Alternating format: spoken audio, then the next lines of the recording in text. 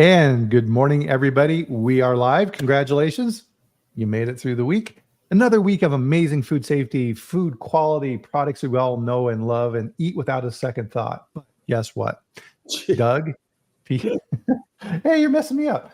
Doug, PC, and I know that you've done an amazing job, and we're here to say thank you. Good job. We really appreciate all that you do. If you're alive. Oh, absolutely. And we are alive. So if you're new to the chat, please join us. Pull up a chair. My name is Bryan Armentrout with the Food Leadership Group, and this is the Food Safety Chat Live, where every week at 8 a.m. Mountain Time, 10 a.m. Eastern on Friday on LinkedIn and X, we live stream and have a conversation around food safety. And what you'll notice if you're new is this is not a lecture. This is not us telling you what you need to do. This is meant to be a transfer of knowledge, and we've built an amazing community here of people who join us every week, and the interactions are absolutely fantastic. And so with that, guys, this is going to be a fun one today. So if you've been on the chat before, oops, we lost PC, but he'll be back here shortly, I'm sure, you'll recognize the face of the gentleman next to me and the anonymous icon below him. So of course we have Dr. Douglas Marshall, Chief Microbiology Officer with Eurofins, and Pernendu Vasavada, Professor Emeritus at University of Wisconsin, River Falls. Gentlemen, how are you doing today? Wunderbar. And so for PC, he's always on the move. You know, there's something going on with the government. He doesn't like to talk about it. So, you know, he's always in an undisclosed location. So we're glad that you can join us. Bryan, 2 words, witness protection.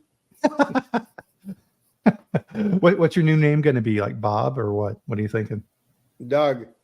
Doug? There you go. Although I don't know, it would be that much safer. So with that, of course, with PC, we cannot disclose his location. But for Doug, it looks like you're in a hotel room. So where are you at? I am in the great country of Texas today. As yes, they will tell you, even if you don't want to know, that they were once a country. So good old Texas. Of course, I'm in Loveland, Colorado, where we're having an absolutely beautiful fall. It is currently 51 degrees here, so I would imagine it's a little warmer in Texas. I think so. From what you know, pretty toasty yesterday. Nice. And so, PC, at your undisclosed location, how's your weather doing? Weather is perfect. It's a Indian summer, whatever that means. Yeah, that's a good point. So it's always good to see that with Tim, one of our road warriors here on the chat, that he's home, because a lot of times on LinkedIn, he's not too successful in getting home. So check that out. So Robbie, so it looks like he's got a book, AI for Food. Interesting. Well, thanks for posting that. Appreciate that. So as is the tradition on the chat, I don't know if you have access or not, Dr. Marshall, but please, everybody, join us for a drink of your favorite beverage. Cheers. Wonderful, wonderful. And you don't drink coffee, right, PC? Who, me? Yeah, I thought last time you didn't drink coffee. I survive on coffee. I always have coffee in my hand. There you go. Nice. So one of the traditions that we've now started on the Food Safety Chat, much to everybody's chagrin, is the dad joke. Gentlemen, are you ready for the dad joke? Unfortunately, yes. Okay, here we go. What do you call a microbiologist's self-portrait? Gram stain. A selfie. Yeah. Wow, wow, wow.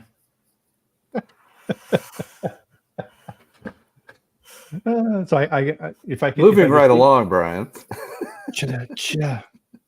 So today, today we're doing something super fun, and as good as you rehearsed, Bryan. What's that, PC? The joke was just as good as you rehearsed for half an hour. That's good delivery.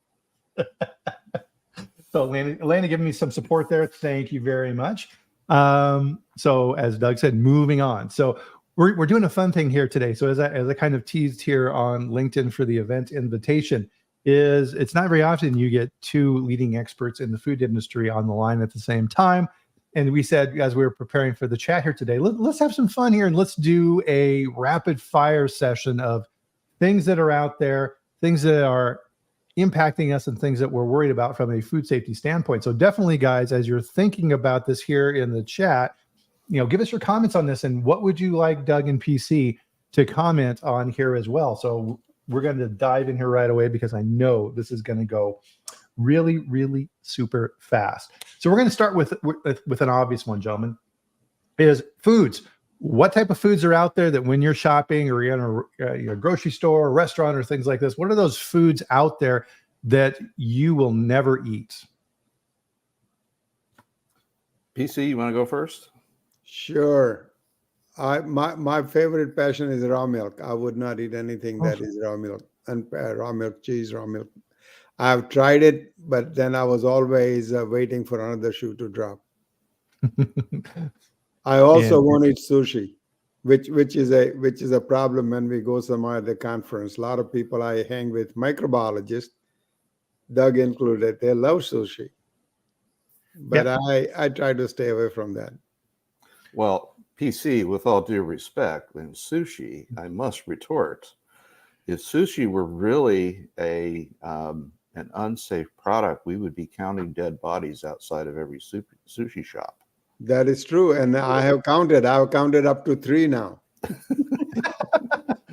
Well, one of the things I eat sushi too, so I think it's 2-1 on the sushi. So I eat sushi as well, but I mean, so number one, you're not buying sushi at the local convenience store or the gas station. Always a bad idea. Reputable places. But one of the things that bugs me on sushi is you'll go out and this is kind of what's that, PC? If it's a reputable gas station at 2 a.m, that would work. Yeah, well, only if it's half off, right? A little past the expiration date. Yummy.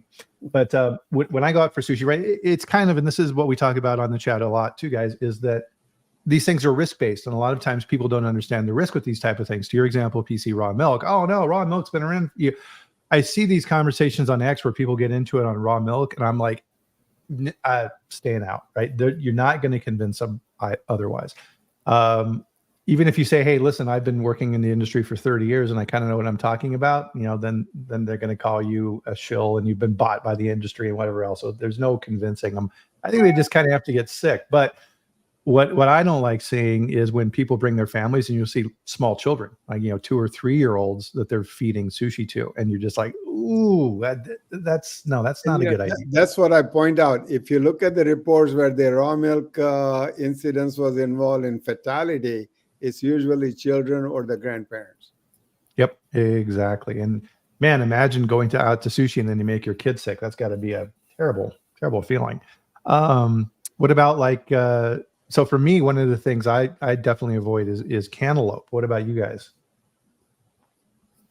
Cantaloupe is fine.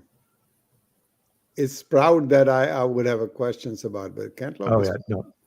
Yeah, definitely not sprouts. I mean, the thing that bugs me with cantaloupe is it's, even when they try, like Jensen Farms here in Colorado, you got that nice squishy, brainy surface that hides all kinds of stuff, and it's growing on the ground, right? How do you clean that? Brian, I have one recommendation for you on cantaloupe, since I know you're really anti-cantaloupe. It's really important not to lick the rind of the cantaloupe during coloration. Oh. All right, let me. Okay. But it is a good sensation. Ask any cow. Yeah. For me on cantaloupe, and I've worked a couple of outbreaks as an investigator. The thing, I don't disagree that the outer rind is conducive to harborage, but we're not eating the outer rind. And where I try and control my risk with that product is, usually you'll see these things, cut up cantaloupe presented either at a grocery store or here in my hotel at breakfast. There will be cut up cantaloupe sitting out, usually at room temperature. And so anything that gets inoculated to the surface of that cantaloupe chunk that I'm going to eat has the potential to multiply and grow, and that would increase the risk. So if you're buying cantaloupe at home, you rinse it off. You're doing one nice slice to get things going. And then if you carefully excise the rind and eat it promptly, your risk isn't zero, but I think it's a risk that I'm willing to take at home, but I won't eat it in a cut prepared form. Exactly. Well, and to your point too, Doug, at the hotel, they put out the cut fruit, right? So it's essentially it's hamburger, right? And you've got all this surface area that you've created. And then at the end of the breakfast, the person who's managing the breakfast says, oh, okay, great, I'll put these away till tomorrow. And who knows how long that stuff has been sitting And out you there. don't know where that knife has been. Yes, exactly. Yes, we got some good comments here. So Tim seconded the sprouts. Absolutely. Deli meat. Yep. Megan will get into that one for sure. Tim, thanks for the link. We'll check that out on the sprouts. I think Dr. Detweiler was touring some facilities out in California where they've got new growing techniques using hydroponics to keep the sprouts a little safer. So hopefully that works out. But I've also heard that could be doubtful, though. Yeah, people say Yeah. hydroponic is safer, but I have heard about the incidents with hydroponically grown lettuce and all those kind of things. Yeah, there was a salmonellosis outbreak with hydroponic lettuce a couple of years ago. So Right. Because I believe too, right? What salmonella can get inside the cells, right? Kind of in an interstitial area and kind of hang out, right? If I remember correctly. Well, salmonella is an all entry pass. It can go inside everywhere and anywhere, all at the same time. Yeah, there's some research that shows that, but I'm not sure that that's been associated with outbreaks. Interesting. Let's see what other ones we got here on the list. Definitely bag salads. Oh my goodness, right? So same type of categorical risk there, right? Don't forget the raw eggs. Oof, yes. Oh, I disagree, PC. Your odds of getting salmonellosis with a raw egg is about 1 in 10,000 eggs. Well, that's 1 in 10,000 times problem for me. No, I understand, but I'll tell you how I manage my egg consumption is, I will occasionally eat an easy over egg with a runny yolk, but I won't eat put a raw egg in some sort of dish that doesn't have a kill step in it. So I'm partly with you, but again, I think the risk you're trying to manage is pretty low as long as you're getting good quality eggs. And FDA just had a shell egg recall last week or the week before, I think, from a producer that wasn't doing a great job in the hen house. Well, I agree with you, and I should have qualified my response. It is a personal biases, and I will put my bias against anybody else's bias. And anybody who thinks that food microbiologists don't have a bias, talk to Doug. Well, and part of it's personal, right? Is once you get food poisoning from something, you're never going to eat it again. When I was in college, we used to have, remember the frozen concentrated orange juice, the little containers. Mm-hmm. So I put one of those containers out to thaw, forgot about it, left it out on the counter for, gosh, I don't know what, a day at least. Said, oh crap, my orange juice, and made up a big pitcher of orange juice, and like a college kid, proceeded to drink most of it. And oh my God, did I get sick? Yeah, You should have put some vodka or champagne in it. That's a sanitizer. Yeah, absolutely. Yeah. So poor college students. So here's another egg risk. In Europe, you can buy shell eggs unrefrigerated in retail stores. Here, that's illegal. And so that's another control is, it's not going to eliminate salmonella. But, if you get a couple of cells in there, hopefully your immune system is strong enough not to be impacted by it. But when you think about, I'm not going to name a brand name, but I don't know how many of you like to go out for breakfast or brunch at a place that does really good breakfast items. They will get a flat of shell eggs and oftentimes put them above the cook stove and leave them there all morning because they're just grabbing and cracking, grabbing, cracking. And so the temperature of those eggs, let's say mid-morning when you finally decide to take care of your hangover, you could have some growth in those eggs. Good point. Now, I've heard, and let's see if you guys know on this as well, that the reason around the world that they have non-refrigerated shell eggs versus us is actually our process of cleaning the eggs and removing kind of an outer protective layer over the shell. Is that true, or is that just BS?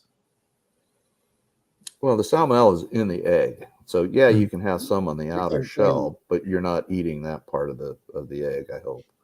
Right. So it's, when the hen is forming the egg in the oviduct, salmonella can get inside the egg. And so that's in my opinion where the biggest risk is. So the cleaning is just to remove soils from the egg. Gotcha. All the fun leftover stuff. Mm-hmm.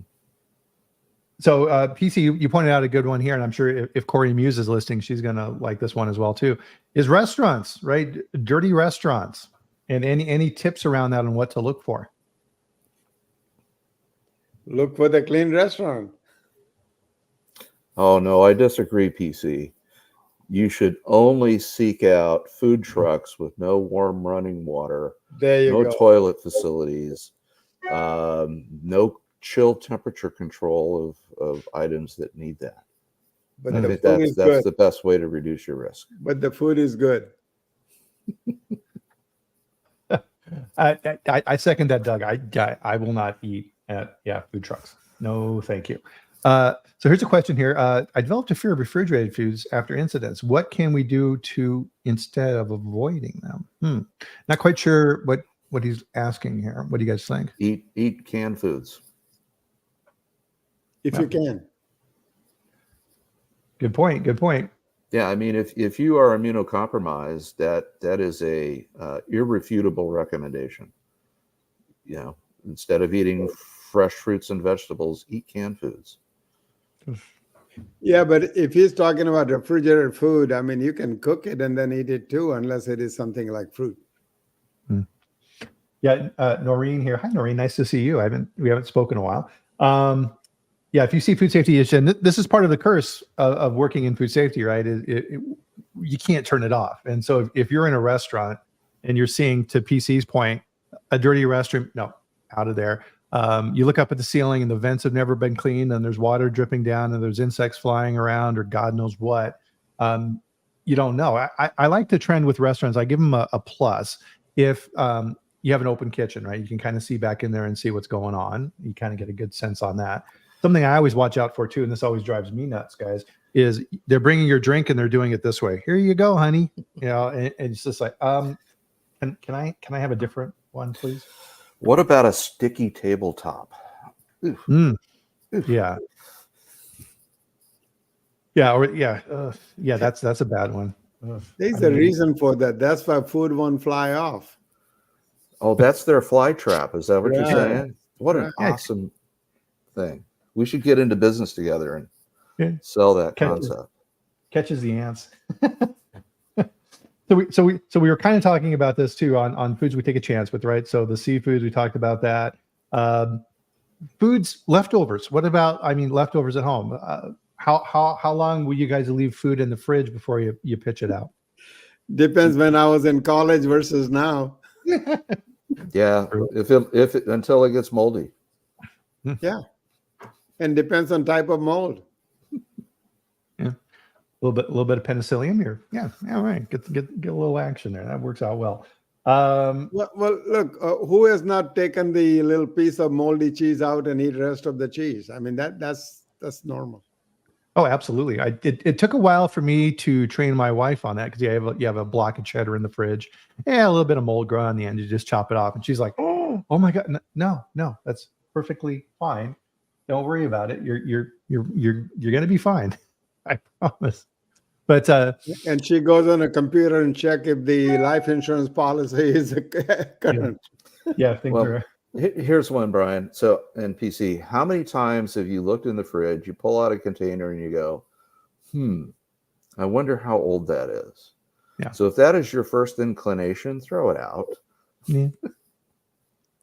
Yeah, but that there's a serious problem there about the dating, and people understand sell by date, use by date, best by date, and we throw a lot of food away in this country because, like you said, your wife, a lot of educated people don't understand dates, and they would just throw things out. Oh, that's a good California point. just passed a law that outlawed sell-by dates. Right. Yeah. Because people were throwing stuff out, even though the product was still okay to eat at the sell-by date. And it depends on the product. You know, if your yogurt in your refrigerator and the 2 weeks past date, there's no problem with that. Mhm. If anything, it'll get a little more acidic, a little more tart, but raspberry flavor still come through. If you can manage it, PC, I'll bring you out here to Colorado, and if you can convince my wife, the trip is free because Challenge accepted. Challenge accepted. I've failed many times before, and I might fail here too, but I've never been to Colorado, so that might be a good idea. Oh, yeah, as soon as that date hits, she throws it away. Marine said here, yeah, my friends say I take the fun out of eating. Yeah, I think all three of us, yeah, we've been in that boat as well. So speaking of, and somebody had mentioned this earlier with deli meats, is boar's head. How can we not have this conversation without talking about deli meat and what's going on there? So last I heard, 10 people have died. A facility's been closed. Hundreds of people have lost their jobs. Everybody in the industry. I put a post on this. I think I had 20,000 views on the post on this for boar's head. Everybody's going, what the hell? You know, you read through the reports, and it's just like, oh my God. So consumers look at this, and I'm kind of approaching this from the consumer view, is people look at these type of issues. And I've had multiple people say this to me, guys, is I'm never eating boar's head again. What say you? I would be in that camp, Brian, simply because what happened in that Virginia facility, you know, all kinds of potential influencing factors. But at the end of the day, that company has a lack of food safety culture. Mm-hmm. So just because they have a bunch of other products out on the market from other manufacturing sites that weren't involved in the recall and weren't involved with the outbreak, who's to say that the food safety culture at those other facilities is anything better than the one in the Virginia facility? Right. And then lastly, you know, how long have we known that Listeria monocytogenes is a risk in deli meats? And, you know, we went a few years without any major outbreaks because people got it. Mm-hmm. What did this company miss? And my own opinion is one of their big misses was they were relying on alternative 3 that required sanitation alone. So they weren't adding an antimicrobial to the package to prevent growth. Mm-hmm. They weren't doing a post-packaging intervention like HPP. So, you know, they basically were setting themselves up to be solely reliant on sanitation.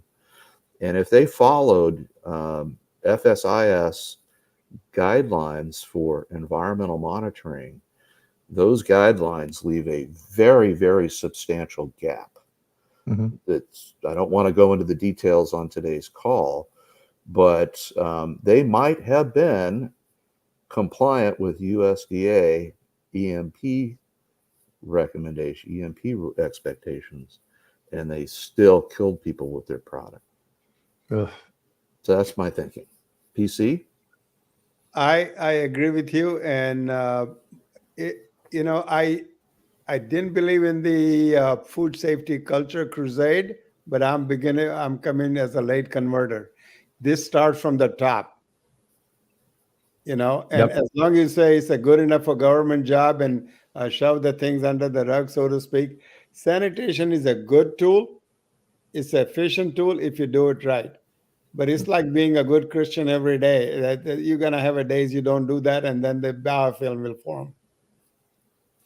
So I do want to make a quick counter argument just for the sake of arguing.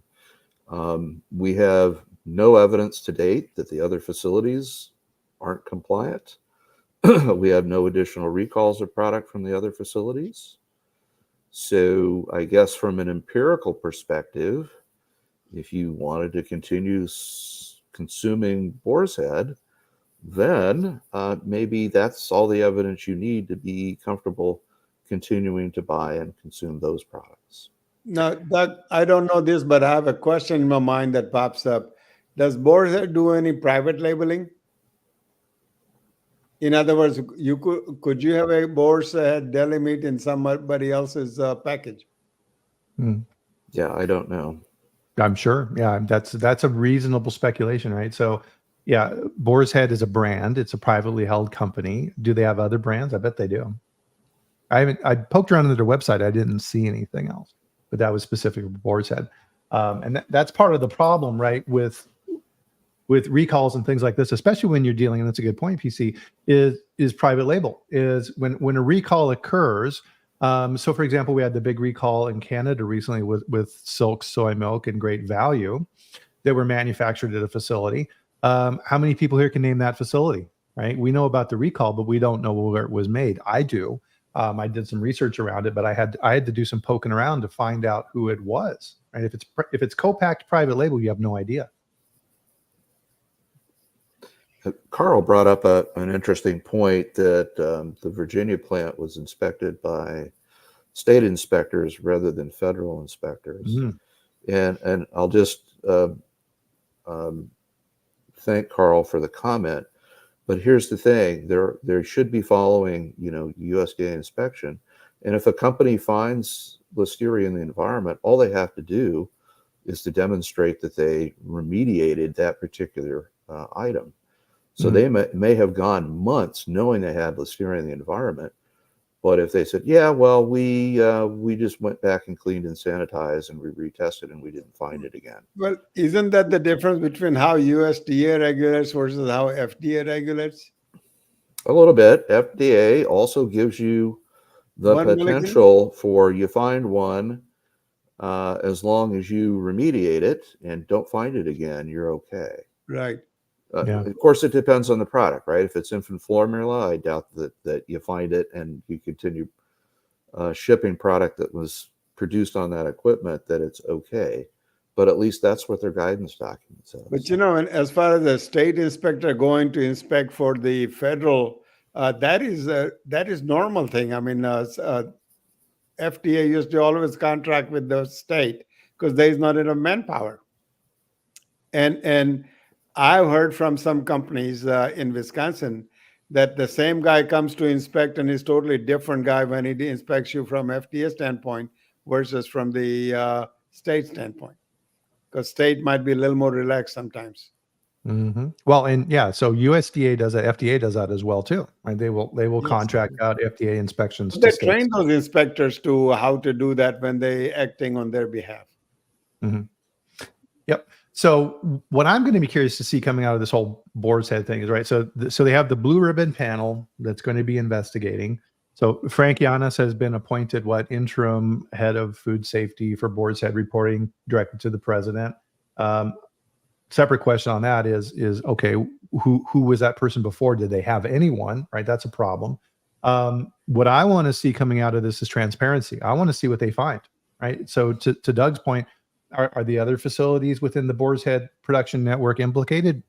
We don't know, but I think they need to do a really good job of persuading and convincing the public that the other plants aren't an issue. So kind of guilty until proven innocent in my mind. What do you guys think of that?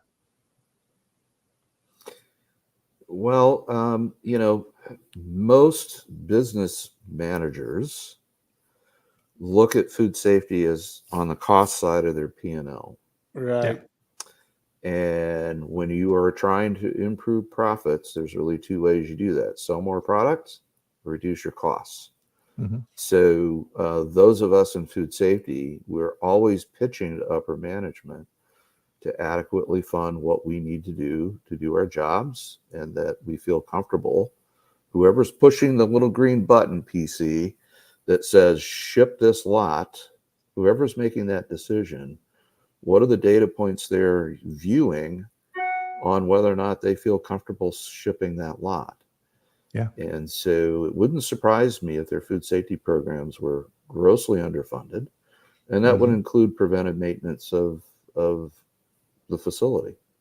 Well, the peanut butter incidents already pointed out that if you are the person who says ship it anyway, there might be some consequences down the road. Exactly. And good point. That's when you ask yourself, do you look good in the orange outfit. Yep. Yeah. So yeah, sanitation gets squeezed, food safety gets squeezed. Right? It's like, okay, how much can we get out of this? So a while ago, Dr. DeFeo from the Duran Institute was on, and he gave me a good quote that stuck in my head. He's like, okay, well, you think that these type of things are costs within your company, and they really don't provide any value to the bottom line. Send all your food safety and quality people home for a week, and why don't you see what happens after that? I think we should form an NGO that advocates for food safety professionals. And what I would like to see is take a business operator's lead salesperson, find out what their compensation is for the year, and make your head of food safety and quality equal in terms of their compensation. Well, Doug, I tell people you should look at what they're driving. Salespeople driving a big SUV and Jaguar, and I still have a 10-year-old pickup truck. Exactly. Yep. So yeah, part of that because revenue protection is just as important as revenue generation. Sure. Right. We all have car insurance, right? It's there for a reason. So on that note too, moving on from the boar's head is foods that are out there that's absolutely drive me crazy. So as you guys know, on the Locals platform, locals.com, I've got a free service, and I scour all the different sources out there of food safety recalls and the food safety news from Bill, and post information on that platform so people can quickly see what's going on, at least from my perspective. One of the things that pops up, it seems like almost every other week, is these foods that continue to have recalls and they're still on the market. And the one that the poster child for me is, so PC, you talked about raw milk. Another one is enoki mushrooms. Holy crap. I mean, it seems like every other week there's a recall for listeria in these enoki mushrooms. Why do these things remain on the market? Because people still buy it. Yeah, with the enoki mushrooms, the big problem is they're grown overseas. They're a refrigerated product. They're shipped over here. And if you get listeria on those mushrooms, either during growing or during processing, now you've got a long time period under refrigeration conditions where the microbe can start multiplying and growing. And so that's why you see all these recalls. A lot of the testing is done by State Department of Ag compliance laboratories. So they're just popping up all over the place in the US and in Canada. But apparently, as PC said, there is a market for this product. And I don't know why domestic producers aren't getting into that business. Maybe there's an opportunity. Well, they are busy with different kind of mushrooms in Colorado. So down in the San Luis Valley, they have big mushroom farms down there. And generally, it tends to be more of the standard mushrooms, right? Button mushrooms, shiitakes, things like this. Not the real weird ones like enoki, right? Because when you look at the enoki, it's like they're very spindly, and how would you even clean or even treat those in any way? There's just so many nooks and crannies. So kind of back to the cantaloupe thing again. Yeah, and PC brought up psilocybin cubensis. And so Bryan and I live in a regulatory climate where some cities have made consumption of those products legal.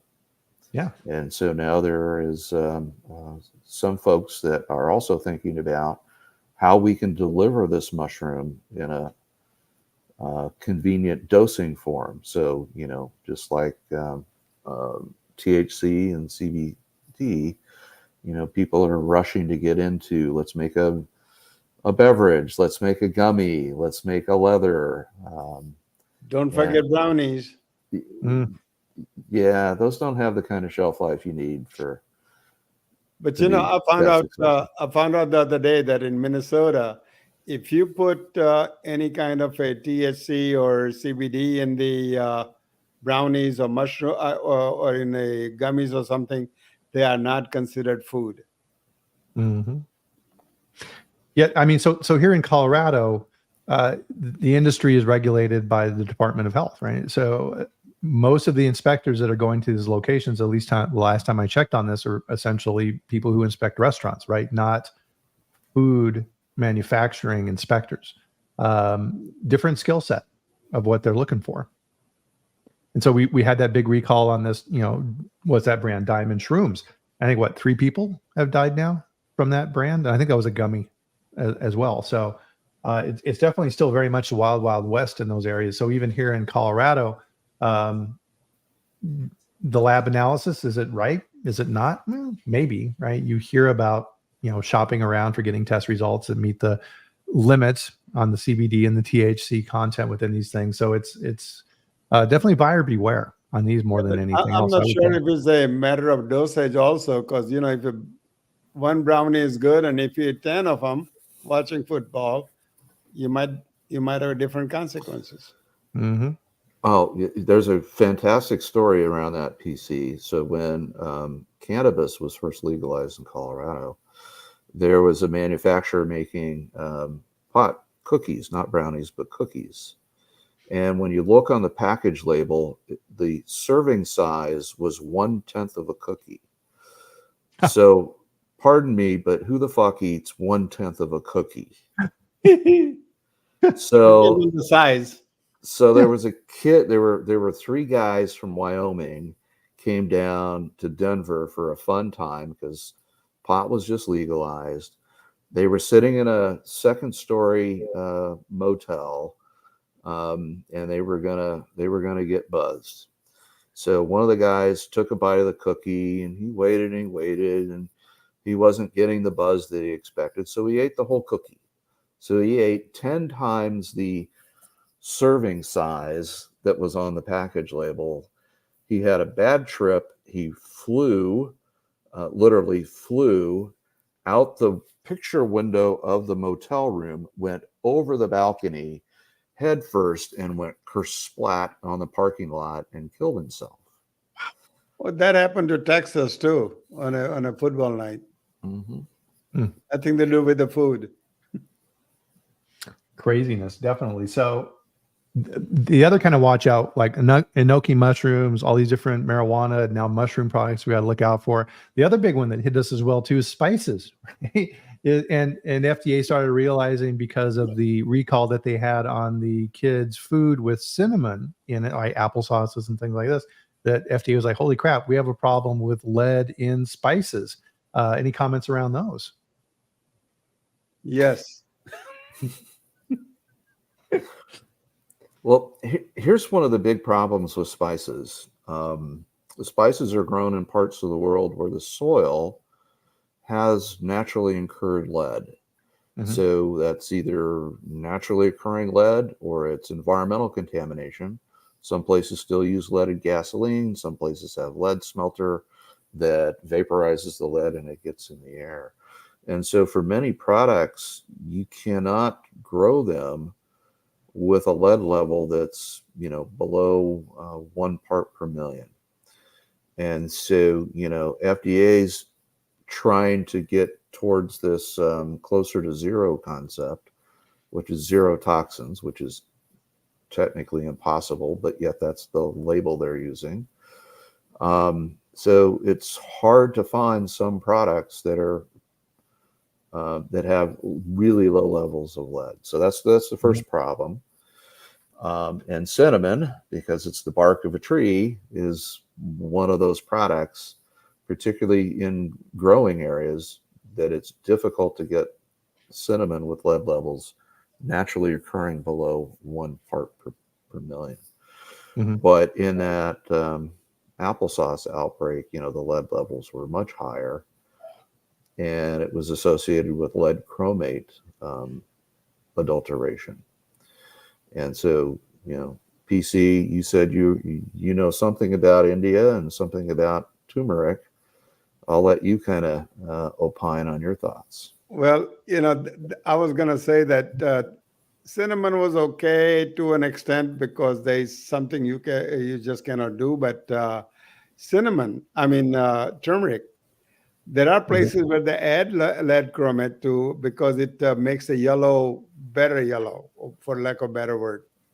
And if you buy those from, there are all sorts of suppliers in India now. And by the way, the Indian food in this country is going like a gangbuster. Hmm. You know, and if you making any Indian food, if you don't have a turmeric, you don't have a personality. Whether it's a South Indian, North Indian, whatever else it is. So that is a problem. And there is no way. People sell test kits now that you can test your product you buy at home and see if there is a lead in it or not. Hmm. But those are only good for detecting levels, in the like 10 ppm or greater level.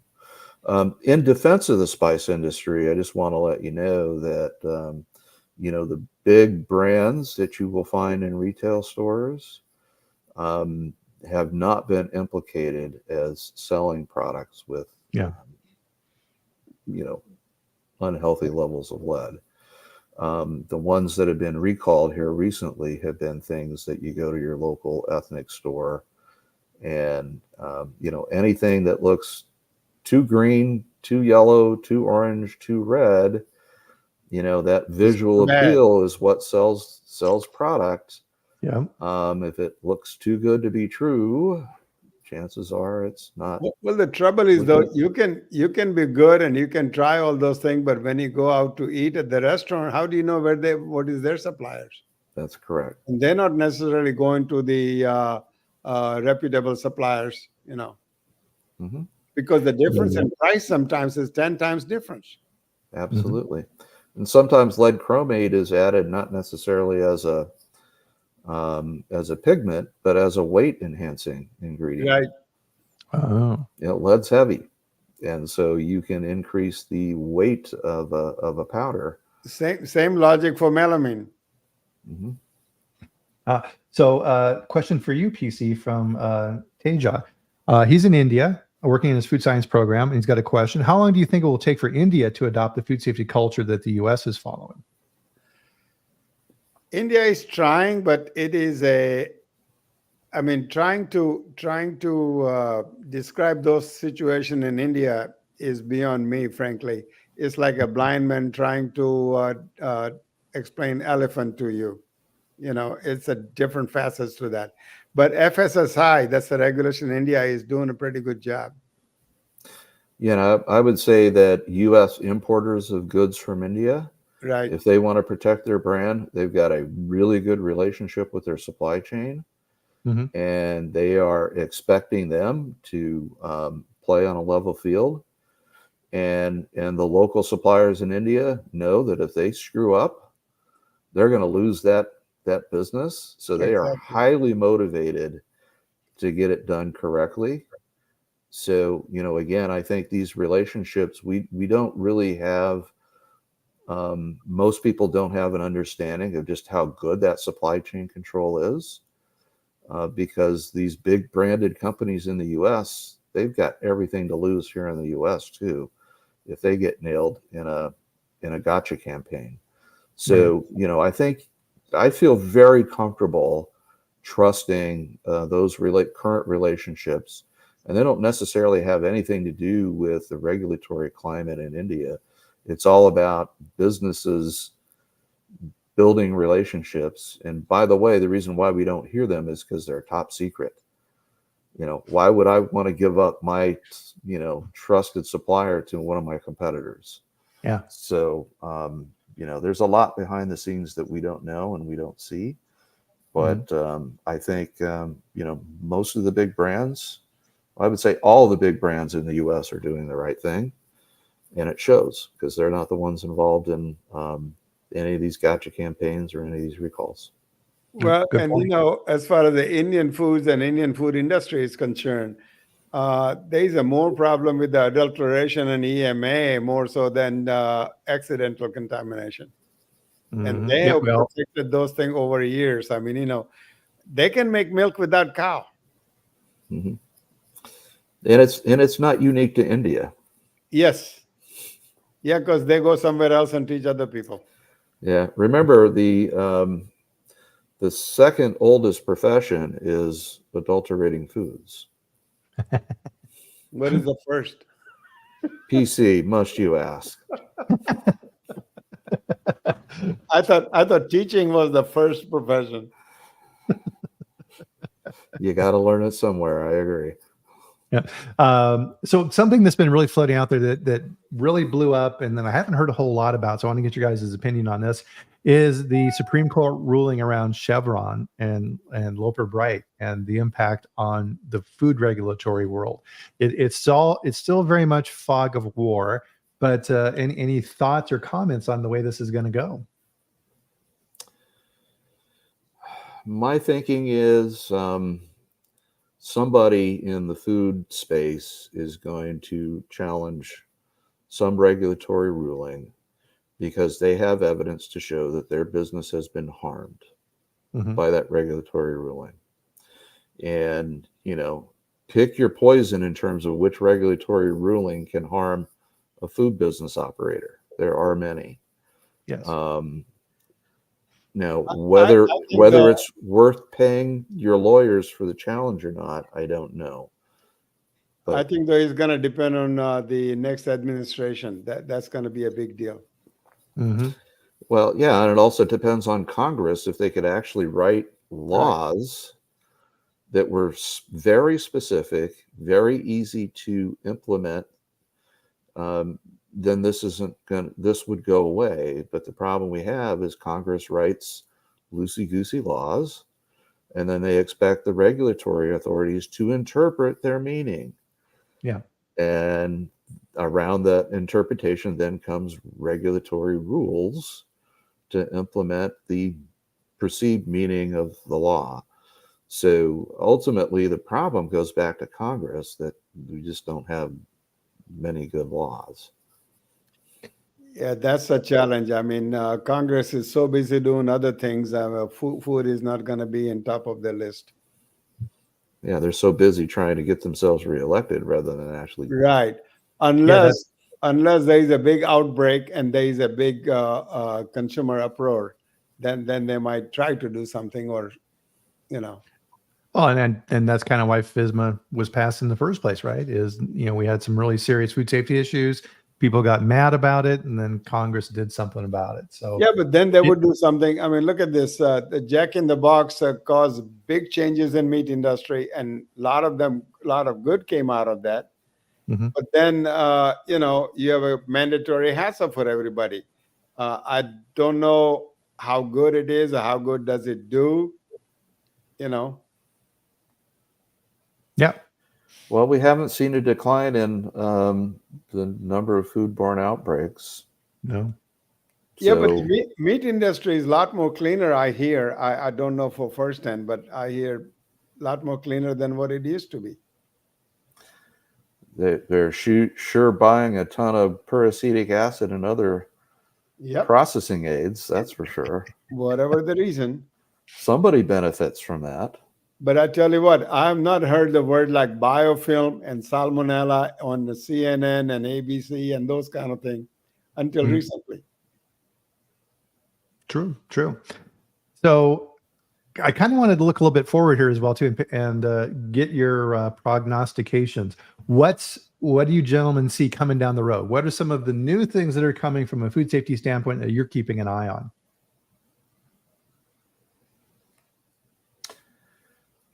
One thing that I think FDA is opening the door just a crack is having more of an appreciation for food safety objectives as part of your process control plans, rather than focusing solely on a 5-log plus kill step.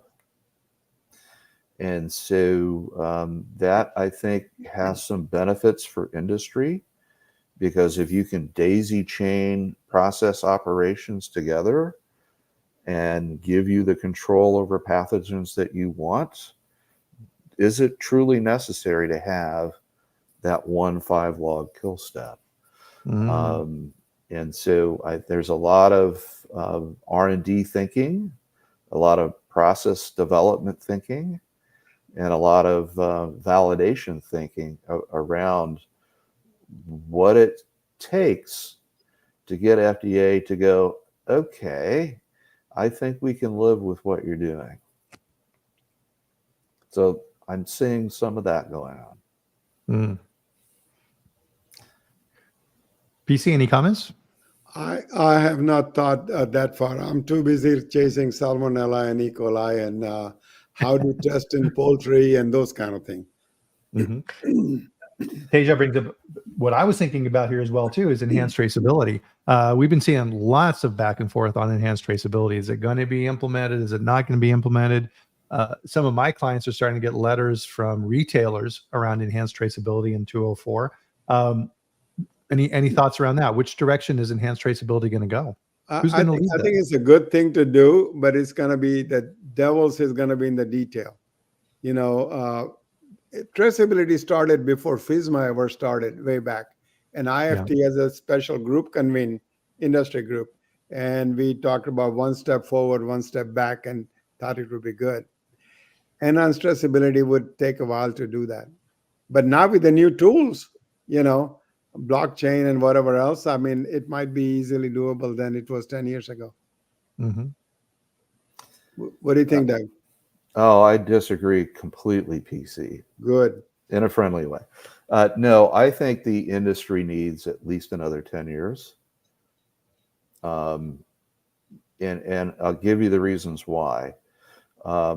Number one, people do not understand, and people, I just mean all of us, right? Do not understand truly how complicated the supply chain is. Truly how many different hands materials, ingredients go through before they show up on a grocery shelf or at a restaurant. And right now, the law or the ruling says there's traceability is only required for a certain subset of the food supply. Right. And Bryan, to your point, where retailers are now asking everything to be traceable, they're taking a really challenging task and making it truly impossible. Mm-hmm. And the deadline is 2026. So we're a little over a year away.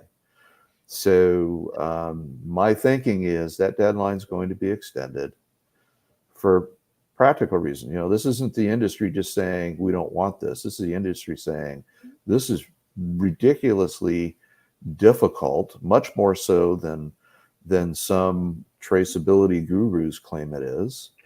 Mm-hmm. Technology is not the solution because you have to have an enormous amount of labor put forth to be able to make this stuff work. That's going to cost companies money. That's going to trickle down to the consumer. So, you know, I think if we can be a little bit more patient to make this happen, you know, it could be as simple as just putting things on a spreadsheet. Okay. So if you're a simple processor, you've got a simple supply chain, maybe you're already compliant. But if you're a distribution center and you get a pallet, hopefully that pallet contains boxes from one lot. But when you start picking boxes out and sending 3 boxes to this retailer, 6 boxes to another retailer, 8 boxes on this truck that goes to 14 restaurants. Oh, and by the way, we've finished that pallet. Now we need to go to another pallet. Well, guess what? I'm pulling a box with a different lot code on it. Yeah. You know, that's just one pallet example of how complicated this is. Mm-hmm. Well, and now also through in new markets, e-com. Now people are getting food to these secondary companies. Just it's a logarithmic explosion of complexity through this entire process. I mean, the only side I can think of that does work that may be a route forward on this would be everything gets back to money. So retailers are really good at making sure that the barcodes on the products and that you pay for those things is correct. So they can look at it from that standpoint and say, okay, well, we can put a barcode on things and track it like that, but that's a static entity. To your point, Doug, you know, there's constant changing and flexing. So is there some way to create some type of a coding system that when you make those type of changes would go with that? And to your point, then you also have the technology. You have to have that in place. And these systems have to be worldwide, because all these products that are coming into the US, like, oh, I don't know, enoki mushrooms. And how do you, it's got to come from the retailers, is my viewpoint on this, is that it's got to be pushed backwards so that we're standardizing, and the retailers all need to decide on how they're going to standardize, and then show the manufacturers how to do that and build into the system. But to your point, but I think technology would have an answer to that in near future. Well, let me give you another example. I like potato salad, and a lot of potato salads have diced onion and celery. So someone might say, okay, trace those diced onions and celery. Okay, so I know who my supplier is, so I can go back to that supplier. Say, okay, this package of potato salad, where did the onions come from? mm-hmm. And that supplier's got to go back and try and figure out, well, who was the primary processor of those onions? So I'm just a dicer. So I buy onions from any number of different brokerage houses that sell onions. Yeah. So can I take a piece of onion out of a potato salad and say, I know exactly where it was grown? It's impossible.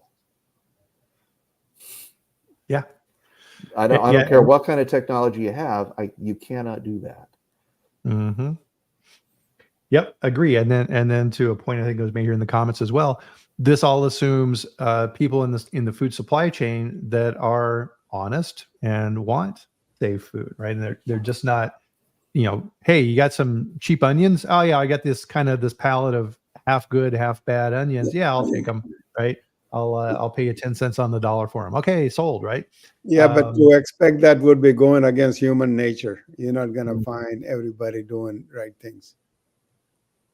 So the answer is don't eat potato salad when there is no traceability. Mm-hmm. No PC. I can't live a life without potato salad. Yeah, it would be a boring life. Well, and then we don't have time to talk about this one, but then you get into new emerging pathogenic risks. So with the potato salad, Bacillus cereus. We should do a different topic on that. That's going to take a while. Yeah, I mean, all these new emerging products, these plant-based products that are now at a higher risk for Bacillus cereus that people weren't really paying attention to in the past.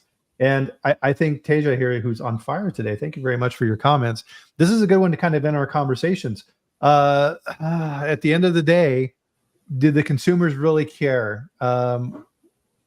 Is this all just craziness that we're talking here about on the chat? What do they really want to know?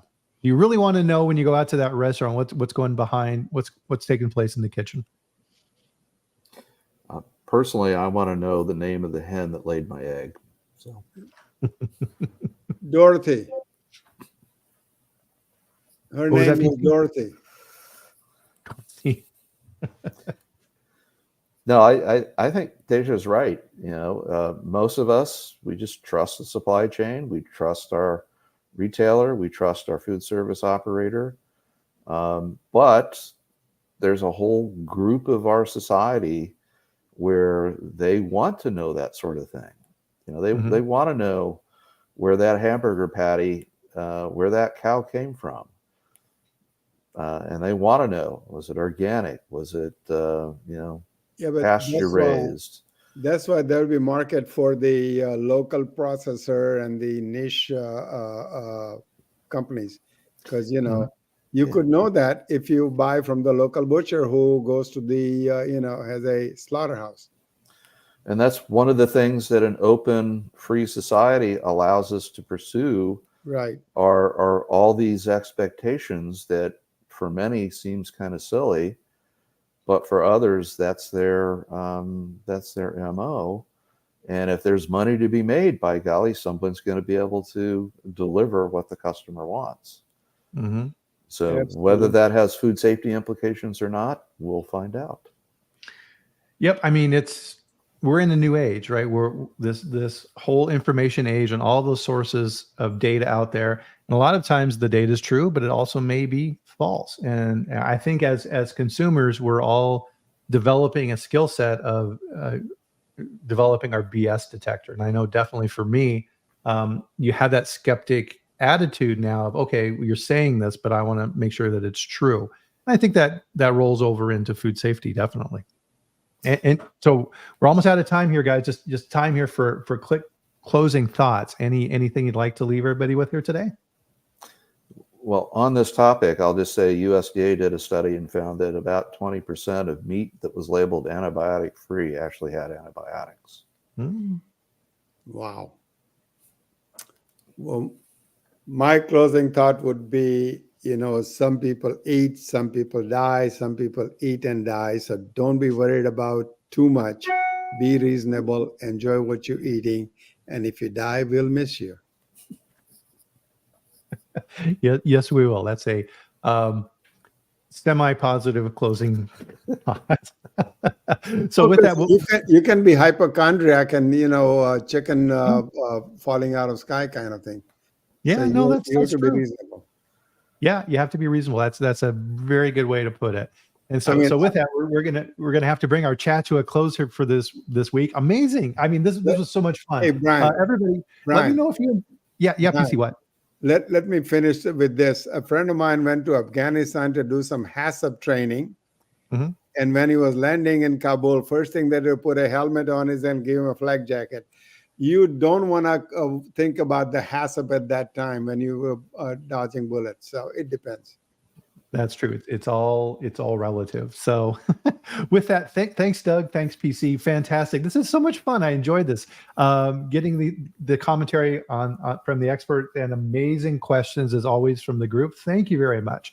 So we will close out the chat for this week and join you next week at the same time. So 8 a.m. Mountain Time, 10 a.m. Eastern for the next edition of the Food Safety Chat Live. In the meantime, go out and have a good weekend. Don't worry too much. Enjoy, right? Have a good time, have a good life, take care of food safety, and know that good people like Doug and PC are out there helping to make sure that food that you eat is safe. So thanks, everybody, and we'll see you then. Thanks, Doug. Thanks, PC. Thank you. Bye now. Bye.